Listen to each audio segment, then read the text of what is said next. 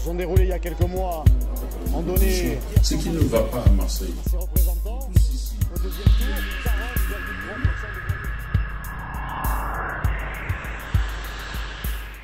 Bonsoir à tous, ravi de vous retrouver pour ce 4e live Mars Actu des municipales. Une semaine un peu particulière puisqu'on reçoit les deux favoris de l'élection et ce soir c'est le candidat socialiste qui est avec nous. Europe Écologie Les Verts. Bon, Europe Écologie Les Verts, Génération Écologie, Mouvement Républicain et Citoyen, Démocrate, Société Civile, je crois que j'ai tout dit. Patrick Menucci, bonsoir. Bonsoir. Merci d'avoir répondu à notre invitation.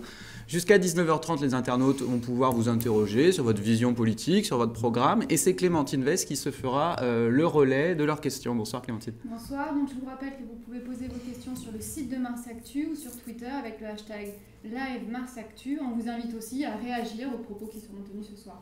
Alors Patrick Menucci, après une constitution un peu difficile peut-être de vos listes, on en a parlé sur Mars Actu, vous avez réagi. Vous vous concentrez dans la dernière ligne droite sur le programme, c'est pour vous l'essentiel, c'est là-dessus que vous voulez faire la différence pour le premier tour dimanche et le 30 mars. Et je pense que les internautes vont ce soir essayer de comprendre un petit peu les ressorts de tout cela. Clémentine, on va aller directement sur les forums. Tu as, j'imagine, une première question pour Patrick Menucci. Oui, alors une question qui, si je ne me trompe pas, n'est pas abordée dans votre programme, qui porte sur les résidences fermées. On vous demande qu'en pensez-vous, y a-t-il une spécificité sur Marseille? Et c'est une question du piéton. Non, les résidences fermées qui sont légales, il n'y a pas de problème. Je crois que l'internaute fait référence à ce qui se passe dans le 9e arrondissement où une résidence a été fermée hors... Point Joli, dont il y a eu le procès la semaine dernière. Voilà, où ça a été fermé hors des règles municipales de fonctionnement, notamment parce qu'il y a une école qui bénéficiait d'un passage autorisé. Je ne permettrai pas ce genre de choses. Si je suis maire de Marseille, la légalité sera respectée. Si les gens ont le droit, au moment de leur acquisition, d'avoir une résidence fermée, ils l'auront. S'il y a un droit de passage, le droit de passage sera respecté. Il n'y a pas de problème de vivre ensemble quand il y a un quart des résidences qui sont aujourd'hui des résidences fermées, légales ou non d'ailleurs. Un quart, je crois que c'est beaucoup. Hein. Ah, c'est l'étude qui est menée en ce moment par Elisabeth Dorier. Oui, mais c'est parce que je sens quand même la réalité d'un quart de résidences fermées me paraît quand même excessif. Je pense qu'il y a évidemment, eu égard aux problèmes de sécurité ou d'idées des problèmes de sécurité, une tendance à se refermer. Moi, ça ne me pose pas de problème quand ça n'empêche pas les gens de circuler normalement et qu'il y avait une voie prévue pour circuler. On ne peut pas la fermer comme ça. Il n'y a que la mairie qui peut prendre ce type de décision. On a bien compris sur ce point. Clémentine, on retourne sur le forum. Allez, deuxième question. Toujours quelque chose qui, il me semble, n'est pas dans votre programme. On vous demande dans c'est assez normal quand même que la résidence là, du 9e arrondissement ne soit pas dans mon programme, parce que mon programme, c'est le respect de la légalité. Donc, il n'y a pas de problème avec ça. Donc on vous demande, dans le cadre du projet de la nouvelle gare, défendrez-vous la préservation de la rotonde Saint-Charles? Ça s'appelle le donut. J'ai vu, mais je ne sais pas ce que c'est. Alors là, je suis désolé. Alors, on va essayer de faire simple. J'ai vu la question tout à l'heure et on va essayer de faire simple. C'est un hangar qui accueillait c'est celle où on fait à l'intérieur. Alors, voilà. Écoutez, très honnêtement, je ne peux pas répondre à cette question, mais je peux dire une chose, c'est que la nouvelle gare Saint-Charles, elle est souterraine.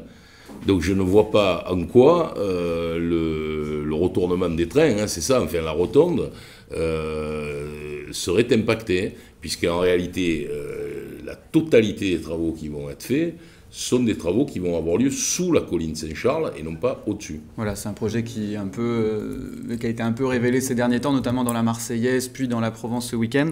Bon, c'est la région en fait qui cherche à détruire ce lieu-là pour agrandir l'espace. Voilà. Mais le problème qu'on a, si vous voulez, à la gare Saint-Charles, globalement... Vous avez un grand projet pour la gare Saint-Charles. Voilà, moi j'ai un très grand projet, qui est le projet du gouvernement d'ailleurs, avec un financement de 2,5 milliards, qui est le financement du gouvernement, qui est le plus gros projet en région que porte l'État aujourd'hui pour les 10 ans qui viennent.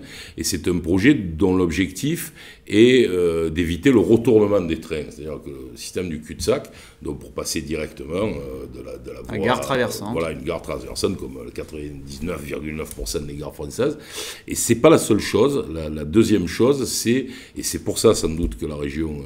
veut récupérer des espaces, c'est que l'un des problèmes que nous avons à Saint-Charles, c'est le stockage des TER pour pouvoir les cadencer. Et donc, il y a une véritable question, c'est de combien de trains on peut mettre dans la gare Saint-Charles pour cadencer. Pourquoi? Parce que quand on cadence un train, disons toutes les 15 minutes, 12 minutes, vous ne regardez pas l'heure. Vous allez à la gare et vous attendez que le train parte. Vous connaissez cette expérience. C'est le RER marseillais. Voilà. Aujourd'hui, ce n'est pas le cas. Donc si on veut cadencer les trains, je pense notamment à la 3e voie avec Aubagne, qui est en train de se terminer, il faut de la place. Voilà. Alors Clémentine Forum, toujours les transports ou autre chose? Alors, toujours de l'aménagement, de l'urbanisme. Là, une proposition qui est dans votre programme, c'est Freddy du Vallon des Offres qui dit « Vous parlez de transformer l'hippodrome en Central Park. Que ferez-vous avec les baux déjà consentis à l'hippodrome et au golf? Combien cela coûterait-il pour y mettre un terme avant l'échéance ?» Alors, d'abord, ce n'est pas un Central Park, je ne sais pas qui a appelé ça un Central Park, moi j'appelle ça le Grand Borelli. C'est un projet qui me paraît tout à fait d'intérêt général. 17 hectares de l'hippodrome Borelli qui sont utilisés 10 jours par an et qui sont utilisés par 300 personnes qui font du golf avec deux épisodes assez inquiétants qui sont des dépôts de bilan du golf il y a 3 ans, il y a 2 ans. Oui, encore récemment, le marché vient d'être réattribué. Bon, voilà. Donc ça c'est un argument des immobiles, c'est un argument de Godin. C'est-à-dire vous avez un bail, mais le bail il est de quelle nature? Avec la fédération des courses d'abord, il y a 2 façons de faire. La première façon c'est de déclarer l'intérêt général et de reprendre les baux. C'est tout à fait possible. Il faut indemniser, non, les titulaires des baux. Indemniser quoi? Il faudra me montrer ce que ça rapporte, l'hippodrome, parce que je n'ai pas bien compris. Pour l'instant, il y a 8-9 courses par an, donc j'attends les comptes, parce que vous savez, ça fait 200 entrées, donc il faudra quand même m'expliquer. La deuxième chose, c'est de se comporter normalement. Moi, personnellement, j'irai voir le président des courses françaises, je discuterai avec lui. On a un hippodrome à Pont-de-Vivo qui leur appartient. Je suis tout à fait prêt à éviter qu'un jour le tramway passe au milieu de l'hippodrome de Pont-de-Vivo, parce que c'est aussi une possibilité. Vous en préserverez un des deux, quoi. Voilà, il faut en préserver un des deux, mais vous savez, le tramway de la Camplette, à un moment, il peut parfaitement avoir besoin de passer là. Une emprise sur Bien sûr. l'actuel hippodrome. Donc je pense qu'il faut à la fois s'engager à préserver l'hippodrome et à lui permettre de vivre longtemps, et en même temps, il faut que la société des courses comprenne qu'on ne peut pas laisser un espace comme ça, au fond, qui peut être bénéfique à tous. Mais là, on est exactement dans la nature de la campagne avec Jean-Claude Godin, c'est-à-dire que tout ce qu'on propose, on nous oppose au fond un bail, un accord, mais cet accord avec le golf là, il rapporte combien aujourd'hui à la ville de Marseille? J'aimerais bien le savoir. Ce grand projet de Parc Borelli, il n'est pas un peu onéreux quand même? C'est pas cher. C'est ça qui est intéressant. On discutait ce matin avec Jean Viard et Eugène Caselli, et on faisait un point sur le Vieux-Port. Quand on regarde ce qui a été fait sur le Vieux-Port, c'est 56 millions d'euros. Et on parlait de phase 2, qui est un peu plus cher, mais qui est autour de 80 millions d'euros, avec les parcs, avec la Hanse du Faro, etc., etc. Et au fond, notre programme, ce n'est pas un programme de construction. Vous n'avez pas de palais de la glace et de la glisse. Vous n'avez pas le stade Vélodrome à 505 millions d'euros. Vous avez une valorisation de ce qui nous appartient. Qu'est-ce que c'est qui nous appartient? La Corniche, dont nous allons faire un spot absolument extraordinaire. Vous allez voir, tous les jours, il y aura des milliers de gens marseillais, de touristes, qui viendront là, parce que c'est un endroit merveilleux, unique en France, hein, et on peut dire plus largement un très bel endroit. Pas beaucoup de corniches comme ça dans le monde, hein. On est à 30-40 mètres au-dessus de la mer. Généralement, on est à plat ou beaucoup plus haut. Donc là, on est vraiment à un endroit somptueux pour voir Marseille.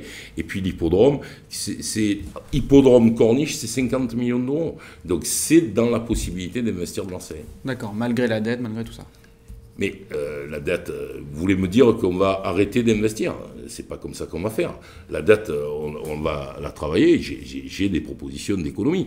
Quand je me bats pour pas qu'on paye les 12 millions d'euros à Arema pour le stade Vélodrome, où j'essaye de trouver des formules, vente du stade, LOA avec l'Olympique de Marseille, c'est parce que je sais que ces 12 millions nous manqueront demain pour développer ces projets-là qui sont beaucoup plus intéressants pour les Marseillais. Car je vous rappelle qu'un stade, c'est 1h30, 2h moins de quart tous les 15 jours. La Corniche, c'est tous les jours, tout le temps, H24. Très bien. Bon, j'imagine que sur ce projet de la Corniche, hein, comme sur le stade Vélodrome, nos internautes ont peut-être envie de réagir. On leur rappelle le hashtag sur Twitter pour le faire, live MarsActu, ou dans les commentaires à côté de la vidéo. Clémentine, alors peut-être pas sur ces sujets parce que c'est un peu tôt, les internautes, il faut qu'ils aient le temps quand même de taper un petit peu leur réaction. Qu'est-ce que vous avez à nous proposer? Alors, Qu'est-ce que tu as? Parmi les thèmes qui préoccupent les Marseillais, il y a bien sûr celui du transport.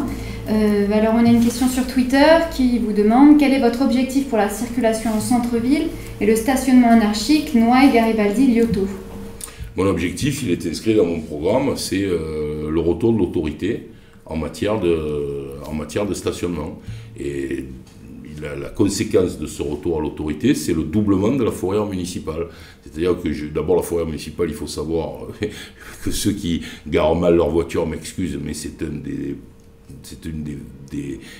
des ressources des collectivités municipales très importantes. Donc nous pouvons facilement doubler la fourrière municipale. J'ai d'ailleurs discuté récemment avec les délégataires de cette fourrière. Il n'y a pas de problème. Le vrai problème pour la doubler, c'est d'avoir un terrain au sud, parce qu'à l'heure actuelle, il est au nord. Donc, les fourrières, il faut quand même un peu les organiser dans la ville pour que les gens n'aient pas à faire 20 km pour aller chercher leur voiture. Donc moi, je serai extrêmement rigoureux dans le stationnement. Parallèlement, il faut aussi travailler parce qu'il y a des gens qui sont obligés de se garer. On n'est pas non plus, il faut être pragmatique. On n'est pas. Voilà, je pense qu'il faut travailler. Je suis toujours stupéfait, par exemple, du parking Bourse. Parking Bourse, qui est un très grand parking, il y a 1200 places, et qui est vide la nuit. Donc sans doute faut-il travailler à l'accueil dans ce parking. Peut-être les gens ont peur d'y aller, c'est un peu noir, etc. Peut-être il faut travailler ça, les lumières, repeindre, mettre un peu de personnel. Et le prix du parking Bourse la nuit, c'est 1 euro. Donc je veux dire, je ne suis pas en train de dire il faut baisser le prix ou quoi. C'est pas cher. Si pour vous, c'est une question d'aménagement. Je pense qu'il y a une question. Je vais vous dire, je pense que le maire et la municipalité doivent parler aux Marseillais. On doit s'adresser à eux, on doit parler à eux comme à des adultes. Quand on me dit on ne trouve pas de place dans cette partie-là du centre-ville, Belzens, Vieux-Port, etc. Bon, ici, quoi. Mais est-ce que l'objectif... Quand même, vous avez un parking qui quand même est vide. Donc, on me dit il est cher. Mais non, allez voir le prix la nuit. Il y a déjà. Est-ce que l'objectif, c'est pas au contraire de diminuer la place de la voiture dans le centre-ville? Oui, mais vous diminuez, vous l'avez déjà diminué. Le problème, les habitants du 1er arrondissement sont motorisés à 17%. C'est-à-dire qu'il y a 17% de jeunes qui ont une voiture. Ceux du 7e, c'est 50%. Et les autres arrondissements, c'est comme le 7e. Donc 17%, déjà, c'est difficile de faire descendre pour les riverains du 1er arrondissement le taux de motorisation. Parce que 17%, c'est quand même le niveau... Extrêmement bas, oui. Voilà, c'est bas, c'est le niveau d'arrondissement du centre de Paris. C'est très très dur de descendre en dessous. Donc je pense que pour eux, le travail, au fond, il a été fait, alors soit par la pauvreté, la précarité, parce qu'il y a beaucoup de gens qui n'ont pas les moyens d'avoir une voiture, soit parce que les gens réfléchissent, il y a les transports en commun. La question, c'est plutôt la circulation de ceux qui n'habitent pas dans le centre-ville. Et là, nous avons quand même la L2 qui va considérablement transformer la façon de circuler à Marseille. Permet de dire que, arrêtons de dire quand c'est la L2, machin, etc., c'est signé, ça a été signé grâce au gouvernement de Jean-Marc Ayrault, ça a été signé le 1er juillet 2013, les travaux ont commencé, c'est livré en 2017, donc voilà, il faut le dire, parce que j'entends beaucoup dans les débats. Voilà, c'est dit, mais on s'égare un peu, on va retourner sur les forums, voir... pas tant que ça, parce que c'est... Non, mais on s'écarte de la question de notre internaute, en tout cas. Allez, Clémentine. En tout cas, je rétablirai l'autorité sur le stationnement. C'était la réponse, d'accord. On a des premières réactions. On nous demande qui paiera pour l'aménagement de la corniche. Rapidement, une précision. Je comprends pas. Alors, par rapport à ce que vous avez dit... Le monsieur qui est créé, s'il a les 52 millions, enfin, c'est quoi cette question? Qui voulez-vous qui paye si ce n'est le budget de la collectivité? De la communauté urbaine, en l'occurrence. De la communauté urbaine de la ville. Il peut y avoir un accord là-dessus, mais évidemment. Clémentine, vous disiez plusieurs réactions Alors, il peut y avoir aussi un accord dans le CPER, un contrat de plan État-région, il peut y avoir... Qui est en pleine négociation. Il faut aller chercher l'argent. Je veux dire, c'est intéressant la question, mais il ne faut pas y répondre aussi simplement que j'y réponds. Il faut aussi être dans la capacité d'aller chercher les financements. J'en parlais avec Laurence Wisniewski tout à l'heure. C'est vrai que c'est un sujet. Par exemple, je ne sais pas si ça s'applique à la corniche, mais le sujet européen est quand même un sujet extraordinairement complexe. On a des crédits en Europe que Marseille ne consomme jamais. On a des crédits en France, je pense à l'ANRU. C'est démenti, je vais vous le dire quand même, c'est démenti par la Commission européenne. Ils disent que PACA est pas pire que les autres. Je ne parle pas de PACA, je parle de Marseille. Marseille en particulier, je parle de la ville de Marseille. C'est pas de mon ami Michel Vauzel que je parlais, c'était de Jean-Claude Gaudin. Donc l'ANRU, là, je pense que personne ne dément, 265 millions qui n'ont pas été dépensés. Valérie Boyer explique qui est en charge de oui, elle explique que les ANRU. services municipaux n'arrivent pas à suivre. C'est ça qu'elle explique. Que c'est dépensé progressivement. Mais c'est pas vrai, puisque à un moment, l'ANRU, si vous ne l'avez pas dépensé à une date fixe, le reprend. Et l'exemple le plus grotesque, c'est quand même la ville de Meaux. La ville de Meaux, qui est dirigée par Jean-François Copé, qui a bénéficié du retour de l'argent des crédits de l'ANRU de Marseille pour paver le centre-ville de Meaux. Donc, je veux dire, là, on voit que parfois, on laisse filer les choses. Donc, sur la corniche, on ne peut pas bénéficier de l'ANRU sur la corniche, mais on voit bien que la question d'aller chercher les financements est centrale. Je dis, il y a deux sources de financement. Le CPER, mais il y a le Conseil général aussi. Conseil général, est-ce que le Conseil général va rester ce qu'il est? Je pense plutôt qu'il va être, d'ici la fin de l'année, une loi nous permettra de le joindre, de le joindre à la future métropole. Et là, on va retrouver une capacité de financement. Ça nous évitera d'avoir le 28e terrain de tennis à Mossane-les-Alpilles et enfin de pouvoir avoir des choses à Marseille comme ligne droit. Allez, Clémentine, Forum, qu'est-ce qu'on a? Alors, on a Lise Del Mundo qui nous dit « Bonjour, vous employez dans votre programme le terme de démocratie participative. En pratique, comment l'envisagez-vous ? Avec quelle place donner à l'outil référendum? Serez-vous prêt à aller jusqu'à la démocratie partagée, c'est-à-dire la possibilité pour les citoyens d'être initiateurs de projets, mais aussi de contrôler votre gestion ?» Écoutez, c'est pour moi très simple. Il y a une loi, c'est la loi Vaillant de 2001.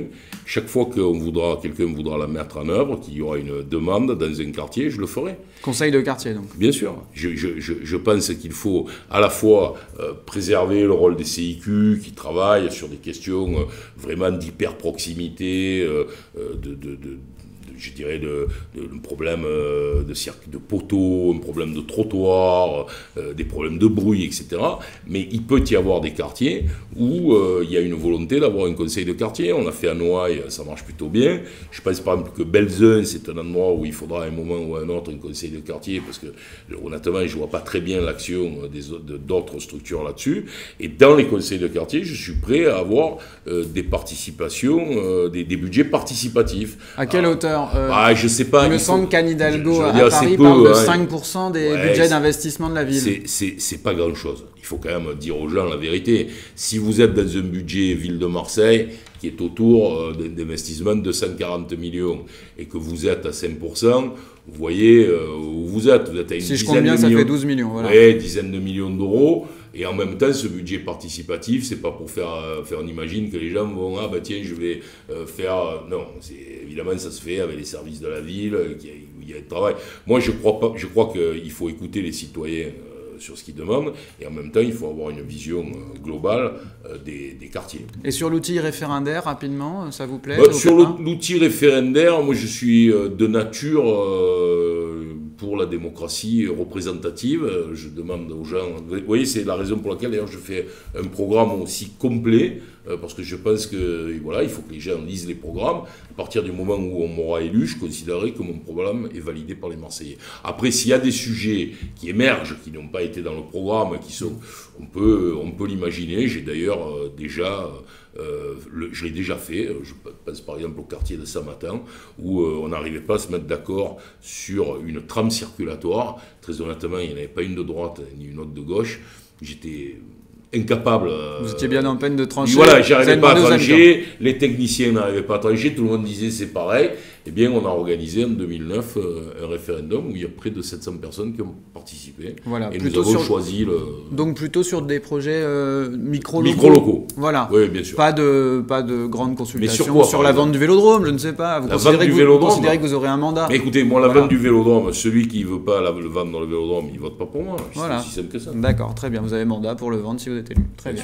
Nos internautes ont aussi des questions politiques. Manu nous demande des têtes de liste socialistes distincts, des alliés du premier tour fragiles, une première adjointe électron libre qui a déjà dit que si elle n'était pas d'accord, elle partira, un front de gauche à intégrer au deuxième tour. On se demande comment vous pourrez constituer une majorité solide et durable pour gouverner Marseille. C'est une question et un je la constituerai comme se constituent toutes les majorités de coalition. Le temps où Gaston Defferre, peut-être que les gens ont une certaine nostalgie de cela, faisait des listes en disant c'est comme ça et pas autrement, et qu'il n'y avait qu'un journal qui en parlait, donc personne n'en parlait, ben voilà, c'est comme ça, c'est fini. Aujourd'hui, on est dans un mouvement interactif entre les gens. Je suis le tête de liste, je ne me considère pas comme le propriétaire de la liste. J'ai des personnalités socialistes qui ont concouru à la primaire avec moi, qui sont avec moi, je tiens compte de leur influence, je tiens compte des partis politiques qui peuvent faire des accords avec moi. J'ai réussi un accord avec Europe Écologie Les Verts, j'ai réussi un accord avec l'ancien Modem, enfin le Modem 13, j'ai réussi à faire venir des personnalités, je crois, de très haut niveau, et vous citez Laurence Vichniewski, et moi je me félicite et je trouve que c'était un moment très important de la campagne qui sans doute aura des conséquences sur les résultats. Le fait que Laurence est accepté d'être ma première adjointe si nous gagnons, parce que c'est une garantie que je donne à toute la ville. Voilà, d'abord, on parle beaucoup d'affaires, on parle beaucoup de clientélisme, etc., de quelqu'un qui a, je crois, une probité reconnue dans tout le pays. Ben, voilà, nous le faisons. Vous savez, se mettre des barrières soi-même, c'est le début de la sagesse. Donc Laurence Vichniewski, si on reprend, elle est le pare-feu contre les guérinistes, on va dire ça comme pas ça? Pas du tout, elle est le pare-feu de rien du tout, elle est plutôt, elle part pas, elle agit. Hein, moi je la prends pas du tout comme quelqu'un pour protéger, mais pour agir. J'attends d'elle, et nous attendrons d'elle tous, quand elle sera première adjointe, effectivement d'avoir ce regard sur la transparence, sur la mise en œuvre, au fond qui est pas un bloc, mais qui est totalement transversal dans ce qu'on fait sur la ville de Marseille, de retravailler la question des marchés. J'ai par exemple dit sur les marchés une chose qui me paraît décisive, c'est que nous allons reformater la façon d'écrire les marchés pour que les petites et moyennes entreprises marseillaises et les TPE puissent avoir accès à ces marchés. Il faut le faire dans des cadres légaux, et il y a des gens qui sont plus autorisés, informés, habitués que d'autres, c'est le cas de Laurence. Mais ce n'est pas uniquement dans un sens de contrôle, c'est dans un sens au contraire de développement. Quand je dis je veux que les petites entreprises marseillaises n'aient pas 5000 prix à documenter quand on leur demande un marché pour changer une serrure, mais je crois que ça fait partie à la fois d'un intérêt économique et d'une clarté administrative. Mais entre les difficultés, Patrick Mennucci, de la gestion socialiste au Conseil régional, on l'a encore vu épinglé par la Chambre régionale des comptes il y a peu de temps, entre les difficultés du Parti socialiste dans la gestion du Conseil général, est-ce que vous comprenez que pour certains électeurs, ce soit difficile aujourd'hui de faire confiance au Parti socialiste? Je demande à ces électeurs de juger sur pièce. Je constitue une liste qui est une liste qui est là pour tourner la page de cette période, mais pas seulement de la période du Parti socialiste, qui a bien des égards est critiquable,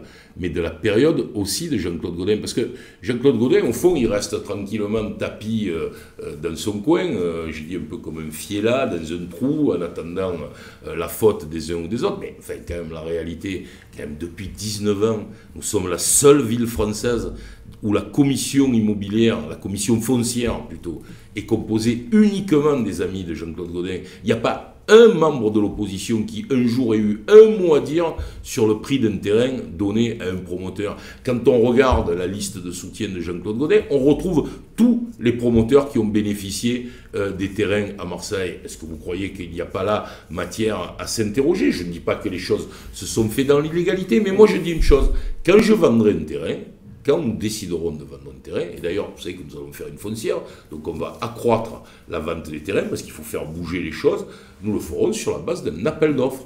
Nous définirons ce que nous voulons, un immeuble, un appartement, un HLM, je ne sais quoi, et nous ferons ensuite un appel d'offres. Et celui qui donnera le plus d'argent à la ville de Marseille sera désigné.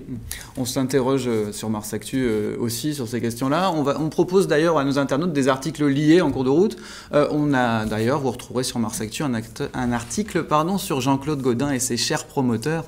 Voilà qui devrait vous contenter, Patrick Mennucci. Non, mais je veux pas être dans la désignation, etc. Moi, je constate simplement, je le dis aux Marseillais, ça fait 19 ans qu'il y a une commission foncière qui est constitué des amis de Jean-Claude Gaudin. Donc je n'ai jamais pu savoir si la vente d'un terrain aurait pu rapporter plus à la ville de Marseille que ce qu'elle a rapporté. Et on me répond toujours, c'est les domaines.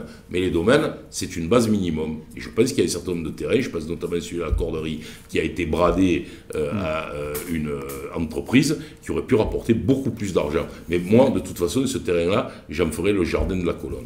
D'accord, très bien, c'est retenu. Alors, on va vous proposer, Patrick Menucci, maintenant une question qui est issue de notre plateforme Carticipe. C'est une plateforme participative qu'on a développée avec le cabinet Repérage Urbain.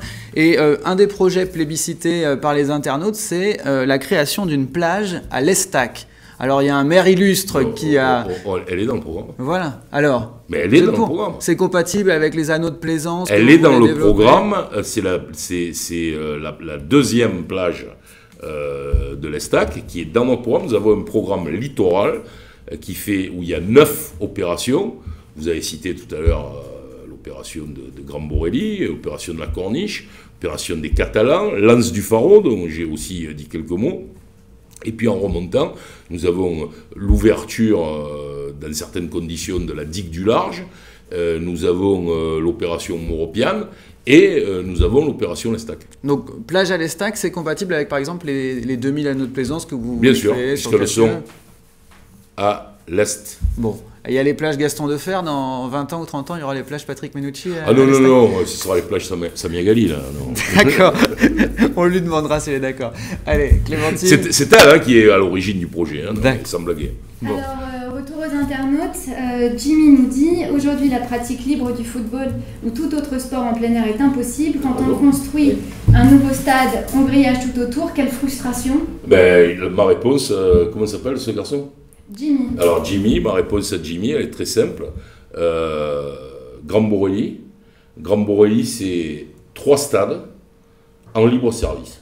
C'est-à-dire que c'est... pas besoin d'adhérer à une association, pas besoin... C'est-à-dire qu'il y a l'idée, parce que derrière cette question, il y a une idée qui est importante.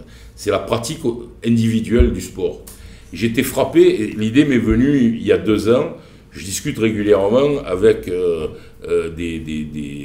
des jeunes qui ont travaillé ou qui ont été pris en charge dans leur jeunesse par le Contact Club, dans le centre-ville, qui s'occupe des jeunes en difficulté, des jeunes parfois qui dérapent et les remet dans le droit chemin. Et les dirigeants m'ont proposé de voir des personnes qui avaient atteint une trentaine d'années et qui venaient là, qu'est-ce qu'ils étaient devenus, comment ils travaillaient, etc. Et donc je les ai vus plusieurs reprises, petit groupe de Belzunce.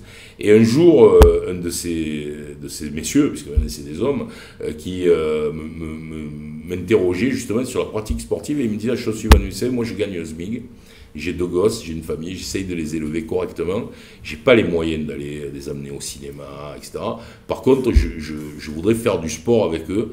Il me disait, Borelli, certains jours on n'arrive plus à courir, est-ce que vous pourriez mettre des street gym, c'est-à-dire des outils de gym dans l'espace public? Est-ce qu'on pourrait jouer au football autrement qu'en se cassant la cheville sur les plages du Prado? Parce que les plages du Prado, c'est gentil. C'est des trous et des bosses. Mais qui c'est qui entre nous, vous savez le nombre d'interventions des pompiers sur les plages du Prado pour des problèmes de jambes et de genoux? Moi je le sais pas, mais je suis sûr que vous le savez. Non, je connais pas le chiffre, mais je sais que c'est très important, que les jeunes se blessent, c'est normal, il y a des trous, vous ne pouvez pas jouer au football, des endroits où vous avez des taupinières, etc. Donc cette idée-là m'était venue à partir de là, et c'est comme ça que j'ai eu ensuite l'idée d'utiliser l'hippodrome, et justement de faire là, dans cet hippodrome, 3 terrains. Alors il y en aura un qui sera le long de l'actuelle tribune hippique qu'on va transformer pour pouvoir jouer jusqu'en national, donc terrain officiel. Puis les 2 autres qui sont derrière seront des terrains libres et ouverts. Et puis on aura aussi, vous savez, un boulodrome à cet endroit. L'obstacle quand même à ça, Patrick Menucci, c'est qu'on construit encore au sud. On construit encore dans ces quartiers sud. Vous avez raison, mais on construit aussi dans un très bel endroit de la ville où tout le monde a le droit d'aller. Voilà, moi je suis pas, il n'y a pas de passeport à Marseille. Si des gens qui habitent le 14e veulent aller jouer au football, ça prend un peu de temps quand même pour aller jusqu'au. Oui, mais vous savez, vous avez le métro et puis vous allez avoir un bus en site propre jusqu'aux plages. Donc, très honnêtement, ça se fait. Vous avez raison, il y a d'autres endroits où il faut travailler dans le Nord, mais il faut reconnaître que là, nous avons un spot de 17 hectares qui n'existe nulle part ailleurs en réalité. Après, il faut voir dans l'avenir, est-ce qu'on travaille sur le Vallon d'Ol, où on pourrait peut-être ouvrir des espaces de loisirs, etc. Mais pour l'instant, je pense que là, on a un vrai projet, une vraie possibilité qui peut rassembler les Marseillais dans leur diversité et pas faire, comme je l'ai lu, ce que dit Mme Vassal et monsieur Morène, que je voulais faire des HLM à cet endroit. Je crois au contraire que c'était eux qui se gardaient ce terrain pour faire quelques opérations immobilières et qui sont bien embêtés par mon projet. Vous leur avez coupé l'herbe sous le pied. Je crois. Clémentine, sur les forums, qu'est-ce qu'on nous raconte en ce moment? Alors, un peu de social peut-être, qu'est-ce que vous avez? Voilà, alors on nous demande quelle politique pour les Roms? Alors pour les Roms, j'étais assez clair, hein, j'ai indiqué qu'il fallait que la ville de Marseille prenne un certain nombre de responsabilités, donc il faut qu'on définisse un nombre de familles et qu'on soit capable de les intégrer. Moi je n'accepte plus de voir ces bidonvilles, alors tout le monde dit il faut les expulser, alors on les expulse dans un endroit, on les retrouve à un autre, ça n'a aucun sens. D'ailleurs, à midi,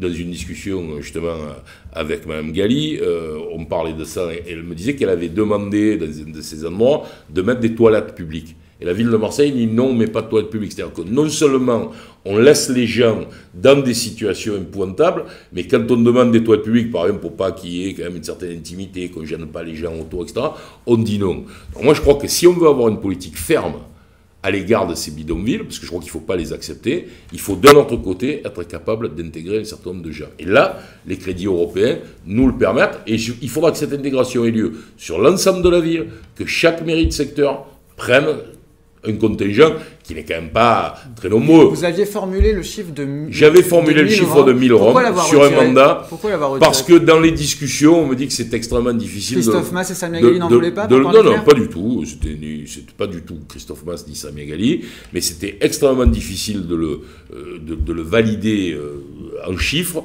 Et plutôt que de me faire reprocher dans 2 ans ou dans 3 ans de ne pas y être arrivé, je préfère donner la direction. Je vais le faire, ça m'est d'ailleurs reproché. Vous savez, Dominique Thiam, par exemple, raconte au Vallon des Offs, sur la Corniche, que je vais installer des familles roms là. Il dit aussi qu'on avait mis 50 familles comoréennes, comme si c'était Jacques l'inventeur, d'ailleurs, par ailleurs, dans les nouveaux logements de la place du 4 septembre. Mais donc plus d'objectifs chiffrés. Tout ça est faux. Il n'y a plus d'objectifs chiffrés, mais il y a une volonté. Je n'accepterai pas les bidonvilles, et je pense que quand on ne veut pas accepter les bidonvilles, il faut trouver des solutions. Je pense aussi qu'il y a d'autres choses à faire. Je pense qu'on doit travailler sur le tri. Je pense qu'on doit travailler sur l'industrie de ce qu'on appelle la BIF à Paris. Ici, on disait chiffonnier quand j'étais jeune. Voilà, il faut qu'on travaille aussi sur ces questions. Je pense que les marchés de la misère, qu'on voit parfois, ça va, ça vient, à Noailles, sur la Canebière, il faut aussi les organiser. S'ils existent, c'est parce qu'il y a un besoin. Il faut le faire avec l'Abbé Pierre, il faut le faire avec les Restos du Cœur, il faut le faire avec des associations caritatives, contrôler que les gens qui déballent, par exemple, ont bien tous leurs droits, qu'ils sont au RSA, etc. Il y a tout un travail, y compris sur leur santé, qu'il faut faire comme ça. C'est ce qui se fait dans plusieurs villes de la région parisienne. Je pense à Montreuil, je pense à Lyon aussi. D'accord, un travail sanitaire, bien social, sûr. en plus du travail de police habituel. Évidemment. D'accord. Clémentine, peut-être une dernière question, et puis après on va proposer un petit reportage de campagne avec Patrick Menucci. Alors, on vous demande brièvement pourquoi avoir refusé le tram jusqu'à la place du 4 septembre. Oui, ça c'est toujours les amis de Dominique Thiam qui répètent la même chose en boucle. Le tram à la place du 4 septembre, moi je ne l'ai refusé pas aujourd'hui, en 2008. Je l'ai refusé parce que les habitants du 7e arrondissement, en réalité, de cet endroit-là, n'en voulaient pas. Et je vous ferai simplement remarquer que si on avait fait le tram sur la Corderie, il n'y aurait jamais eu de projet Vieux-Port. Donc il faut que ceux qui aujourd'hui me font ce reproche réfléchissent 2 minutes. Par contre, dans mon projet, mais c'est dans un deuxième mandat, il y a ce barreau que je souhaite développer, qui est Belle de Mai, Saint-Charles, Vieux-Port, place du 4 septembre, en métro. Et moi aujourd'hui, je ne m'engage pas financièrement sur cette question, mais c'est ça qui est l'objectif à terme. Genre, on ne fait pas des trams pour des circulations de 3 ou 4 000 personnes par jour. Regardez ce qu'a coûté la fourragère, 350 millions d'euros pour 50 000 personnes. Regardez ce qu'a coûté le tram à Nice pour le même investissement. 200 000 voyageurs, à Marseille 60 000. Donc voilà, je veux dire, les gens qui, je vois bien, ce sont des arguments qui sont agités. Mais comprenez que ce soit difficile à comprendre, Patrick Mennucci, le refuser un jour et aujourd'hui proposer quand même d'aller jusqu'au 4 septembre. Bon, on peut comprendre. Attendez, mais je comprends pas, vous le refusez comme un tram. Il faut bien qu'il aille, je veux dire qu'il est. Est-ce que vous avez un parking au 4 septembre? Vous allez envoyer un tram. Vous allez envoyer un tram au 4 septembre, et donc ce tram va uniquement, il ne va pas servir aux gens qui arrivent par la corniche en voiture, puisqu'ils ne pourront pas garer leur voiture. Il n'y a pas de parking. Donc nous sommes là dans une vue de l'esprit. D'ailleurs, il y avait une révolte contre le tram, il faut le savoir. Parce qu'il faut savoir que le tram sur la Corderie, ça voulait dire que la rue Sauveur-Tobelin, pour ceux qui la connaissent, qui est la rue parallèle à la Corderie, devenait une autoroute. Il y a des milliers de gens qui habitent rue Sauveur-Tobelin. Donc ceux qui disent ça ne connaissent pas en réalité les vrais projets. Et d'ailleurs, il n'y a jamais eu de projet, il n'y a jamais eu d'études. Jamais un franc d'études n'a été fait sur le tram jusqu'à la Corderie. C'est une proposition de campagne de M. Gaudin qui a été refusée par les habitants du 7e. Clémentine, sur les forums, est-ce que vous avez autre chose ou est-ce qu'on passe au reportage? On passe au reportage. Allez, alors vous réagissez pendant le reportage toujours avec... Alors vous allez le voir dans très peu de temps, il va s'afficher sur l'écran que vous allez là-bas. Oui, voilà, vous l'aurez là. Pendant ce temps-là, vous réagissez sur le hashtag live MarsActu dans le forum à côté de la vidéo. C'est un reportage de campagne qu'on vous propose. On était avec Patrick Mennucci, quelques-uns de ses colistiers, puis quelques badauds à Andoum la semaine dernière. Et on a demandé à tout ce petit monde de décrire Patrick Mennucci en 3 mots, mais c'était pas facile. Regardez. Oh oui, il est Stéphane.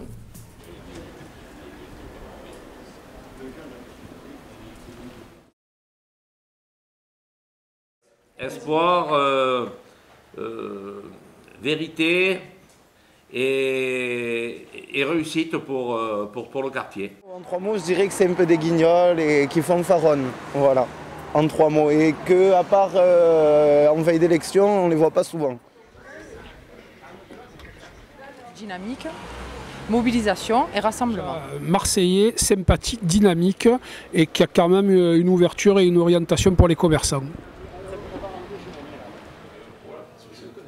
Il est rien. Alors moi je vais me retrouver encore face à Morel. Les compétences, mais l'œnologie, oui. Et voilà. Courageux, tenace, et aussi quelqu'un de très cultivé. En dehors de la politique, c'est quelqu'un qui a une culture générale qui, je l'avoue, m'épate, et une très grande connaissance de tous les dossiers marseillais.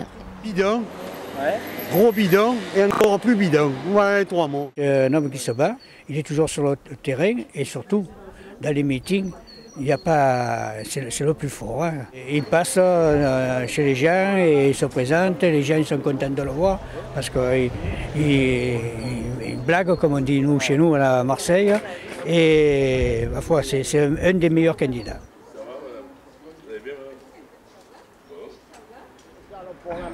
La maison. L'après-midi, si vous êtes courageux, vous allez faire les gâches. Pivot, pourvoyeur. Pêche, pétanque, pastis, vue de Paris. Travailleur, courageux et rugueux. Il y a ce programme qui est très fouillé, très construit, avec de très bonnes propositions. Rugueux, parce que parfois sur la forme.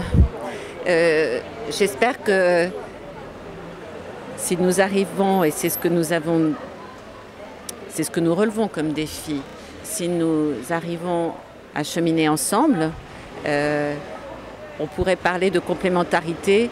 Les écologistes aiment beaucoup cela et c'est un bon concept parce qu'il a des qualités que je n'ai pas et j'ai des qualités qu'il n'a pas. Alors voilà pour ce petit reportage, on va s'excuser parce qu'il y a eu une toute petite coupure son au début, donc on essaiera de vous recaler ça en replay pour que tout le monde puisse avoir l'intégralité de l'entretien. Alors Patrick Mennucci, votre future première adjointe, si vous êtes élu, Laurence Vichniewski dit que vous êtes rugueux. Mais je crois que c'est un compliment. Vous croyez? Oui, bien sûr. Alors, mais on se dit dans une majorité relative, par exemple, il va falloir parler avec les élus. Est-ce que ce côté est-ce que ce côté des fois qu'on vous reproche cassant, un manque de souplesse, peut pas vous nuire? Vous savez, je suis comme je suis, donc je vais pas me changer à mon âge. Simplement, ce qu'il faut comprendre, c'est que si parfois je suis rugueux, c'est parce que je pense que j'ai essayé d'utiliser tous les autres moyens pour y arriver. Parfois, il faut faire jouer peut-être un peu d'autorité, ce qui m'arrive assez normalement. Mais je crois que, si vous voulez, cette question-là de la personnalité, c'est une question qui est beaucoup utilisée par mes adversaires. Mais on a dit clivant, là, pendant des mois, on a dit ah, mais il ne va pas y arriver, il est clivant. Mais est-ce qu'on connaît en France un homme politique qui a des ambitions, qui a des idées, qui ne clive pas un minimum avec les autres? Le tout, c'est de ne pas cliver avec la majorité. Et je ne cliverai pas avec la majorité si je suis maire de Marseille. La question est là. Est-ce que vous croyez que Jean-Claude Gaudin, quand il décide de faire un immeuble de 9 étages à la Corderie, il ne clive pas avec la population d'Andoum? Est-ce que vous croyez que quand Jean-Claude Gaudin décide, plutôt que de financer le centre municipal de voile, de faire le palais de la glace et de la Glise, il ne clive pas avec les amoureux de la voile à Marseille? Ce sont des choix qui sont faits. Et on pourrait peut-être dire qu'avec votre grosse voix, qu'avec votre façon de taper du poing sur la table... Et vous me voyez souvent taper du poing sur la table, franchement. Vous savez manifester, c'est une image, mais vous savez vous manifester quand vous n'êtes pas d'accord. Mais je pense qu'il faut... Vous savez, moi, je suis fait comme ça, je dis les choses. Peut-être que je ne suis pas assez diplomate, c'est possible. Mais, je veux dire, les Marseillais doivent savoir qu'avec moi, les choses seront faites. C'est-à-dire que je serai au bureau à 8h le matin, et que j'y serai le lundi, et que j'y serai encore le samedi à midi, que je travaillerai pour eux. Et que parfois, travailler pour eux, c'est les faire respecter. Et puis si de temps en temps, il faut dire non, ça va pas, c'est comme ça, et c'est moi qui décide parce que je suis le maire, je le ferai. D'accord. Avec Clémentine, on retourne sur les forums. Les internautes ont eu le temps de poser plein de questions sur le hashtag LiveMarsActu ou dans les commentaires. Alors, qu'est-ce que vous nous proposez? Alors, il y a beaucoup de thèmes sont évoqués. Excusez-moi, je fais juste une idée qui me vient par rapport à ce qu'a dit Laurence. Vous pouvez peut-être demander à Roland Dumas si elle n'était pas rugueuse. Allez, on retourne à nos internautes et on va parler économie. Modan nous demande, pouvez-vous nous donner les grands axes de développement économique et de l'emploi de votre programme et surtout les mettre en corrélation avec la mise en œuvre prochaine d'une cohérence métropolitaine? Alors, oui, alors raison. On va vous demander quand même d'être assez concis. Alors c'est difficile parce que... Je le fais maintenant parce que je sais qu'il nous reste exactement 18 minutes jusqu'à la fin de cet entretien et on va essayer de répondre à un maximum de questions. Comprenez bien, les internautes sont aussi des électeurs, il serait dommage de les frustrer pour vous. Donc, il faut s'engager dans la construction de la métropole, c'est-à-dire pas attendre que ce soit M. le préfet Théry qui le fasse, il faut que nous-mêmes, les Marseillais, on ait une ambition pour la métropole. 2, il faut que le maire ait une vision économique. C'est pour ça que j'ai dit qu'on allait créer un conseil de développement économique pour conseiller le maire, pour pas tout savoir, il faut pouvoir parler avec des sachants, chefs d'entreprise, corrélation avec la formation, on fait beaucoup de choses qui doivent être faites. Troisièmement... Le PS est l'ami des patrons maintenant? Pardon? Le PS est l'ami des patrons? Et moi je ne suis pas l'ami des patrons, moi j'appelle à un compromis historique entre Marseille et l'entreprise. Parce que on peut tourner les choses dans tous les sens. Il nous faut 50 000 emplois salariés dans cette ville. Bon, il en faut 100 000 dans la métropole. Si ce n'est pas les entreprises privées qui les créent, est-ce que quelqu'un peut me dire qui va les créer? Donc c'est évidemment les entreprises privées, l'administration. Aujourd'hui, on est au niveau maximum, on le sait. Donc il faut que la ville soit business friendly.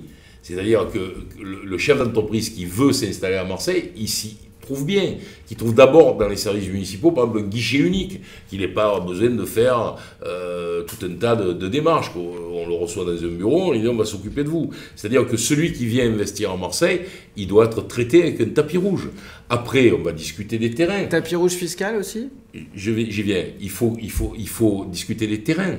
C'est-à-dire qu'il faut aussi qu'on ait des zones d'entreprise à proposer, qu'on arrive à clustériser ces zones, c'est-à-dire qu'on les spécialise. C'est pour ça que, par exemple, qu'on propose Moropian, derrière le terminal, le nouveau terminal, 50 hectares pour l'industrie. Vous avez parlé du CPER tout à l'heure, Moropian était déjà dans le CPER qui s'achève et n'a pas été réalisé. Mais on y va, on va le faire, et croyez-moi que le maire de Marseille que je serai le fera, parce que c'est indispensable pour la ville de Marseille. On a une histoire avec l'industrie, et moi je ne suis pas prêt à transformer la ville uniquement en ville d'enfants et de personnes âgées. Il faut y travailler, il faut y créer de la valeur ajoutée. Alors je continue, une foncière, parce qu'il faut que nous détenions des terrains. Quand Gérard Collomb fait 7 hectares de zone industrielle, fait 120 hectares de zone industrielle, Jean-Claude Gaudin en fait 7. Vous voyez bien que révision du PLU, parce qu'il faut dire où on met les zones industrielles. Aujourd'hui, dans le PLU, tout ça n'a pas été marqué. L'agence PLU voté par la communauté urbaine socialiste, quand même. Sans moi. Sans moi et sans la majorité des élus de ma liste. Mais avec Eugène Castelli. Mais parce qu'il était obligé de le présenter, mais on le sait, ça, on en a parlé à cette époque-là, et Eugène est tout à fait d'accord avec moi sur l'idée que nous allons faire 16 révisions de ce PLU, de façon à ne pas... Une par arrondissement. Voilà, une par arrondissement, de façon à ne pas le rediscuter. Il faudra encore qu'on y mette 3 ans, donc il ne faut pas qu'on Donc pas d'enquête publique, on décide, voilà, on a le mandat des électeurs, toujours la même logique. Exactement. Une agence marketing territoriale, d'intelligence économique, et ensuite on définit l'économie productive, l'économie du tourisme, par exemple, de tourisme d'affaires. On est la 124e ville européenne en 2013 pour le tourisme d'affaires. Je propose un bureau des congrès, soit une DSP, soit une société d'économie mixte, entre Veolia qui possède la Safim, la ville qui possède le Faro, quelques grands hôtels, le Sofitel, l'Hôtel Dieu, où on doit pouvoir avoir dans le même paquet les choix pour les congrès, pour les meetings, pour les grandes réunions comme pour les petites. Allez, on va vous demander un peu plus de conseils. C'est difficile parce que c'est long. La question était très vaste, je l'accorde. Est-ce qu'il y a un dernier point que vous voudriez développer sur ce thème? Oui, sur ce sujet-là, ce que je veux dire, c'est qu'il ne peut pas y avoir de développement de cette ville s'il n'y a pas un développement économique. Et je crois que la faute de Jean-Claude Gaudin, c'est qu'en 1995, quand Raymond Barre, par exemple, quand Pierre Mauroy, quand Martin, qui est le prédécesseur de Juppé, décident de mettre leur territoire en croissance et de se concurrencer entre les agglomérations françaises, Marseille ne fait rien. Donc le maire de Marseille continue à remettre des médailles à ses vieux amis, notamment ceux qu'il aime bien depuis longtemps. J'ai vu que l'autre jour, il a remis la Légion d'honneur à une dame qui fait des pizzas, c'est formidable.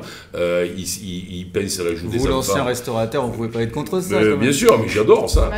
Peut-être un jour, on me remettra la Légion d'honneur pour mes pâtes aux gambas. Mais bon, ce que je veux dire, c'est qu'on peut serrer la joue des enfants en disant « je suis le shérif », mais ça, c'est le maire d'il y a 50 ans. Le maire d'aujourd'hui, il manage un territoire avec la métropole, bien sûr, vous avez raison, il doit l'influencer, il doit le pousser à se développer, il doit créer fiscalement les conditions. Si une entreprise nous informe qu'elle fait 500 emplois au lieu d'en faire 200, on peut peut-être avoir un geste de taxation. On le fera à la communauté, on le votera publiquement, ça ne sera pas un arrangement, mais ça se fait partout, sauf ici. D'accord, donc la porte est ouverte. Clémentine, on retourne sur les forums, on va essayer de répondre à un maximum de questions. Patrick Minucci, 13 minutes. Vous avez répondu en partie à une question de Dost qui nous dit « J'ai 28 ans, un DUT en poche. Après avoir vainement cherché un emploi durant 2 ans et demi, je vais quitter Marseille pour Rennes. Monsieur Menucci, trouvez-vous ça normal?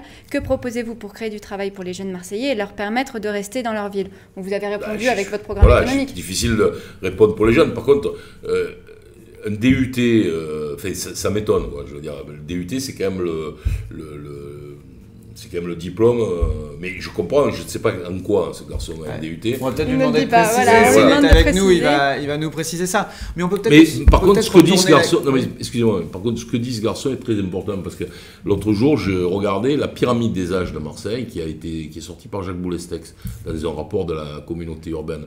Et on se rend compte que dans les classes d'âge 25-59 ans, on est moins 15% par rapport à Lyon. C'est-à-dire qu'on est en train de gonfler la partie personnes âgées, allongement de la vie, retraités, soleil. On rallonge la partie enfants parce qu'il y a une démographie importante. Mais par contre, le centre, ce qui fait la production, ce qui fait la valeur ajoutée, eh bien, les gens commencent à partir.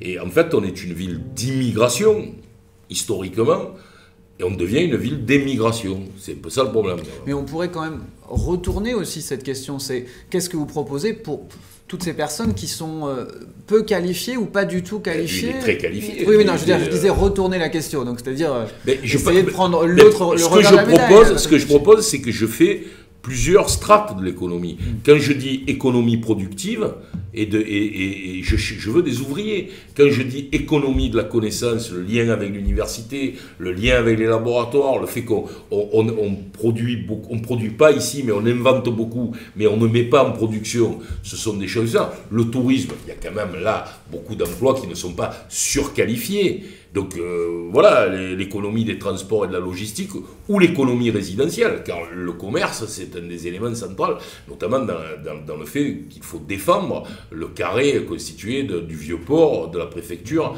de la place d'Aix et du cours Lyoto et du boulevard d'Athènes. D'accord, donc c'est ça qui devra pourvoir les emplois bien qualifiés, peu qualifiés, pardon. Ben, j'ai pas dit peu qualifiés, je crois que ça n'existera plus vraiment les emplois complètement déqualifiés, bon voilà, il y a quand même nécessité de se qualifier quand même un minimum. Et je pense que par exemple le maire qui n'a pas la responsabilité de la formation, puisque la formation professionnelle c'est la région. C'est la région. Par contre, grâce au Conseil de développement économique, moi vraiment je voudrais savoir, je demanderai, je poserai la question, est-ce qu'on est en adéquation entre les formations que nous rendons et les entreprises qui sont en train de s'installer à Marseille. Il faut qu'il y ait une cohérence, là, évidemment. D'accord, donc vous réclamerez cette cohérence, notamment à l'académie et à tous les acteurs de l'éducation. Mais je crois que c'est ce qui manque dans cette ville, c'est un peu un chef d'orchestre. C'est un peu quelqu'un qui est capable de prendre son téléphone, de parler avec le recteur, de parler avec le président de région. Et je crois que, très honnêtement, quand le maire de Marseille prend son téléphone et appelle quelqu'un, généralement, on lui répond. Et c'est parce que notre maire actuel n'a pas cette conception. Il le fait faire par son directeur de cabinet, il le délègue à un adjoint qui... Voilà. Mais lui-même, est-ce que de temps en temps, il prend son téléphone pour réclamer? Regardez, par exemple, les annonces de Jean-Marc Ayrault. Il se plaint que Jean-Marc Ayrault ait fait un certain nombre d'annonces et lui-même n'a jamais rien demandé. Il est resté 10 ans maire alors que ses amis étaient au pouvoir et il n'a rien obtenu. C'est bien qu'il n'a jamais rien demandé. D'accord. Alors, on va voir si votre baguette de chef d'orchestre ou de futur chef d'orchestre marche aussi bien et si tout le monde vous écoute. Clémentine, sur les forums, un autre thème? Alors, on a beaucoup de questions. On a une centaine de questions. Donc là, on va passer sur des questions que nous, on appelle cash. Donc des questions qui sont appelées à une réaction. C'est pas l'heure de regarder ces SMS. C'est des questions avec une réponse plutôt courte. Alors, Manu nous dit, on a pu lire notamment dans les colonnes de Mars Actu que la justice s'intéressait à votre passé comme salarié d'un satellite CG.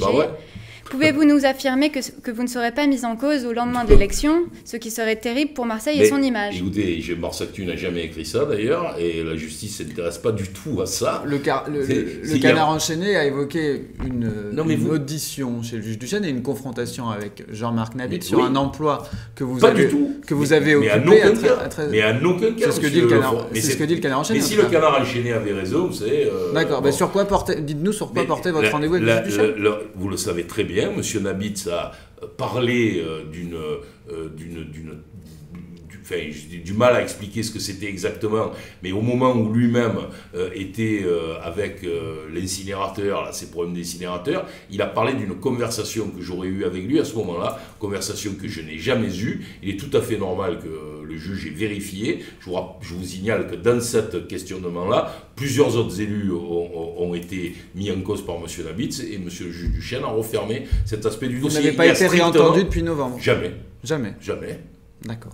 Alors, on vous demande aussi pourquoi Anticor n'a-t-il pas souhaité vous faire signer la charte anticorruption? Mais c'est pas du tout qu'Anticor n'a pas souhaité me faire signer la charte, c'est que nous avons un problème sur le cumul des mandats, puisqu'un certain nombre de nos candidats sur la liste ne souhaitent pas avoir un seul mandat. Donc j'ai signé le Transparency, parce que Transparency ne s'applique qu'à des problèmes de gestion et pas à ces problèmes-là.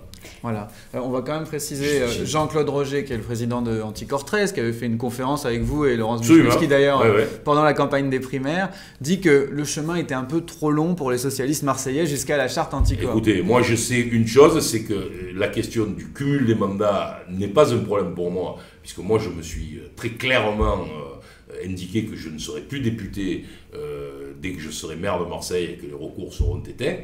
Il y a d'autres personnes qui sont sur ma liste qui n'entendent pas de cette oreille, donc on ne peut pas signer la charte. Allez, je me permets ma petite question cash, Clémentine. Il paraît que Pierre Orsatelli, fondateur de Renouveau PS13, va intégrer votre porte-parole suite à ce refus d'Anticor. Est-ce que c'est vrai?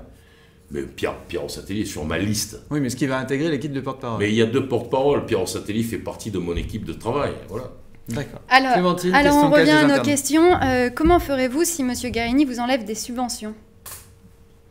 Bon, écoutez, je pense que d'abord, ça ne se passe pas exactement de cette façon-là. Je ne sais pas d'ailleurs de quelle subvention il s'agit. Vous parlez plutôt d'aide à la ville de Marseille que de subvention. Voilà, il y a eu des accords de 100 millions d'euros.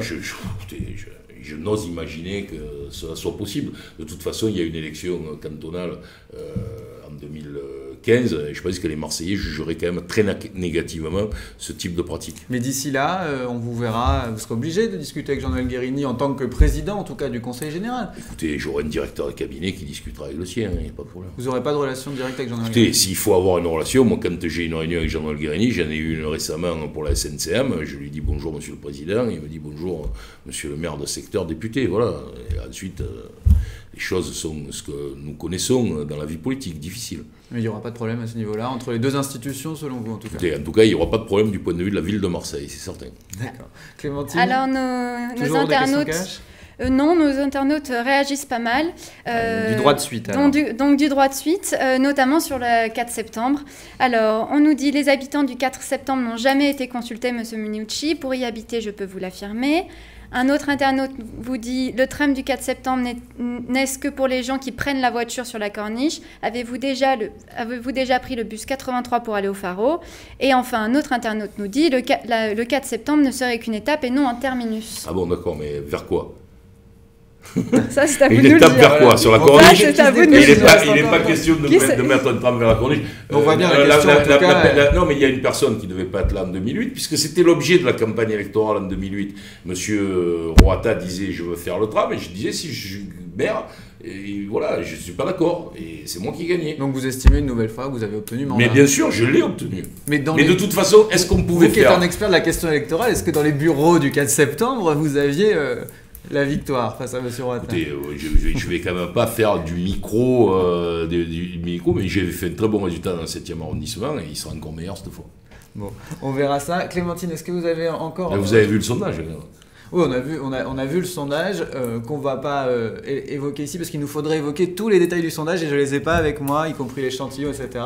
Donc voilà, mais on laisse les internautes retrouver ça facilement, Google et leur ami. Alors on va rester dans le 7e. On a un internaute qui nous dit « Votre projet corniche est séduisant, mais comment comptez-vous solutionner les problèmes de circulation pour les riverains qui habitent le 7e arrondissement ?» Écoutez, pour les riverains qui habitent le 7e arrondissement, si on me parle de Bompard, Andoum, de ce type de voie très compliquée par le stationnement en réalité, c'est parce qu'il n'y a pas de stationnement, donc je veux avoir un travail sur les parkings, je doublerai le parking du Vallon des Offres, je ferai un parking à Samatan derrière la caisse d'épargne parce qu'il faut favoriser, il y a des endroits comme ça où on n'arrive vraiment pas à trouver une place. Après, sur le fonctionnement de la corniche, il faut bien comprendre que la corniche, elle est arrêtée par le village de Malmousque, par l'ancien village d'Andoum, et qu'on passe de 4 voies à 2 voies. Donc nous aurons dans le sens descendant une seule voie, et nous aurons un apaisement de la corniche. Vous savez, la corniche, il faut quand même arrêter d'y rouler à 80 km/h. Il y a eu plusieurs accidents mortels cette année. Malheureusement, j'ai rencontré le père d'un jeune garçon qui est décédé, peut-être vous vous en souvenez, la voiture a sauté au Prophète il y a 1 mois et demi. Le message de ce père, c'est quand même, monsieur le maire, calmer la vitesse sur la corniche. Je pense qu'on a besoin de la calmer. Donc la circulation dans le 7e arrondissement, elle est problématique à certains horaires dans les rues. Et donc là, on va faire que les bus soient plus petits. Il faut des bus RTM plus petits et des bus qui vont dans les noyaux villageois. Mais ensuite, quand ils redescendront, il faut savoir que quand ils arriveront à la Corderie, il y aura une rupture de charge parce qu'ils repartiront, ils n'iront pas vers la Canebière. Beaucoup de questions circulation, Patrick Minucci. Il y a eu une petite difficulté de compréhension sur le boulevard Urbain Sud, on s'en est fait état sur Mars Actu. Est-ce que vous pouvez faire le point rapidement sur les échéances? C'est le PPP. Il n'y a pas eu de difficulté. Je vous ai dit, pour moi, le PPP du boulevard Urbain Sud, c'est un PPP d'État. Parce que c'est la continuation de l'AL2. Mais c'est un projet de MPM, on est d'accord. Mais c'est un projet d'MPM, mais il faut que ce soit l'État. Moi, je vous dis, moi, si je suis le maire de Marseille, je considérerais que l'État nous doit, c'est clair, y compris avec les retards que nous avons eus, Sainte-le-Mine, jusqu'à la Pointe-Rouge. Et donc la L2 Nord, la L2 Centre qui est en train d'être fait, et ce qui s'appelle le bus qui pourrait s'appeler la L2 Sud, qui va de l'échangeur Florian jusqu'à la Pointe-Rouge. Je pense qu'il faut que stratégiquement, si vous permettez, nous tenions une position qui est une position de PPP d'État. Parce que si nous prenons la place de l'État dans tous les domaines et à tous les moments, l'État va nous la laisser, la place. Mais à un moment, on n'arrivera plus rien à financer. Donc, si vous êtes élu, au lendemain, le dossier sera sur le bureau de Frédéric Cuvillier. Exactement. Clémentine, une dernière question peut-être pour Patrick Mennucci. Ah oui, alors, donc on a une question, on a plein de questions, mais on va prendre celle sur... Oui, on va répondre après. Sur la taxe d'habitation, on vous demande, comptez-vous redéfinir les montants par arrondissement? Est-il en effet normal de payer beaucoup plus cher dans le chapitre que dans le CAMA ou à Château-Gombert? Bien sûr que c'est pas normal, ça fait maintenant 20 ans, depuis que Jean-Claude Gaudin est là, qu'il n'y a pas eu de révision des bases. Et à la question, réviserez-vous les bases? Ma réponse est, la loi l'impose. Depuis l'an dernier, c'est le Parlement qui l'a voté, puisque des maires, justement comme Jean-Claude Gaudin, ne faisaient rien pour réviser les bases, simplement par peur d'affronter des incompréhensions, des difficultés avec les citoyens qui se verraient augmenter leur taxe d'habitation. La loi l'impose, donc on sera obligé de le faire. Mais je veux préciser une chose. Pour moi, la question, elle n'est pas de réviser les bases de la taxe d'habitation, c'est pas la seule réponse. L'autre réponse, c'est le développement économique. Parce que si à Marseille, on paye en moyenne 1050 € par taxe d'habitation, c'est parce qu'il n'y a pas d'entreprise. Il faut savoir qu'à Paris, la taxe d'habitation, la moyenne, c'est 660 €. Pourquoi? Parce que ce sont les entreprises qui payent à la place des ménages. Donc la question du développement économique n'est pas qu'une question liée à l'emploi, c'est aussi une question liée à la fiscalité, et c'est vraiment l'une des choses à laquelle je veux m'attaquer. Bon, voilà qui boucle la boucle avec la question du tapis rouge fiscal qu'on évoquait tout à l'heure. Merci Patrick Mennucci d'être venu avec nous pendant 1 heure pour répondre à toutes ces questions. Pas trop de politique politicienne, vous le craignez, il n'y en a pas trop. Non, c'est très bien, ça prouve qu'on avance dans la campagne et qu'on est à un moment où les programmes ont un intérêt. Bon, je remercie les 2 ou 3 types de l'UMP du 4 septembre qui ont posé des questions. Bon, merci Clémentine de vous avoir fait le relais de ces questions. Je pense que ça doit être Sabine Bernasconi, je reconnaissais ces arguments. Bon, on lui demandera la prochaine fois. Merci Clémentine. Bien sûr, on vous fera suivre l'ensemble des questions. Quant à nous, on se retrouve demain 17h15 avec Jean-Claude Gaudin pour 1 heure de live, là encore. Un conseil pour Jean-Claude Gaudin? Ah bah écoutez, le conseil, c'est que c'est formidable qu'il vienne à Mars-Actu. C'est bien.